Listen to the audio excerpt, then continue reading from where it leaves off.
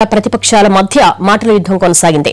మంత్రి పుల్లారావు ప్రతిపక్ష నేత జగన్ సభలో ఎవరో ఒకరే ఉండాలంటూ సీఎం చంద్రబాబు ప్రతిపక్షం దగ్గర డాక్యుమెంట్లుంటే సవాలు స్వీకరించాలని సూచించారు.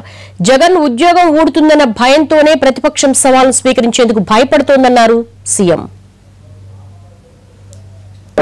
ఆరోపణ దిశ పుల్లారావు గారు అగ్రిగోల్డ్ విషయంలో ఆ భూమిని కొన్నారు అని చెప్పారు.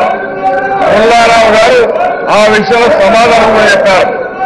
సమాధానం చెప్పినకుండా మళ్ళా ఆరోపణ చేస్తే సవాలు విసిరారు.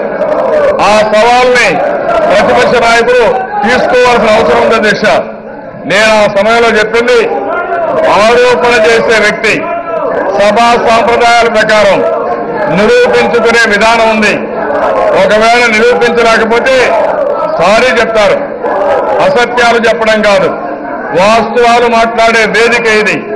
అలాంటి వేదికలో ఇష్టానుసారంగా మీరేదో కావాలని గుడ్డ కాల్చడం, ముఖాన్ని మారేయడం, దానిపైన మీరు తుంచుకోమంటే ఇది మంచి బాధ్యత కాదు. నేను ఒకటే అధ్యక్షుడు ఇప్పుడు కూడా వాళ్ళ మీద చెప్పాలంటే మా సభ్యులు సిగ్గుపడలేదు, కానీ రాష్ట్ర ప్రజానీకం కూడా సిగ్గుపడే నేరాలు చేసిన వ్యక్తులు వీళ్ళందరూ.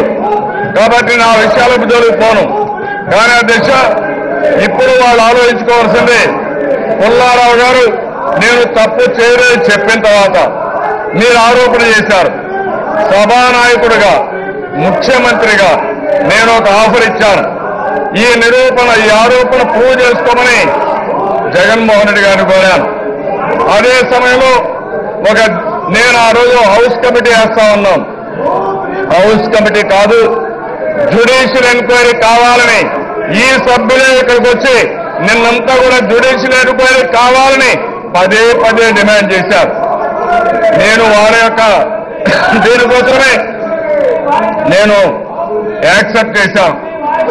ఒకవేళ కానీ పుల్లారావు గారు తప్పు అని జ్యుడిషియల్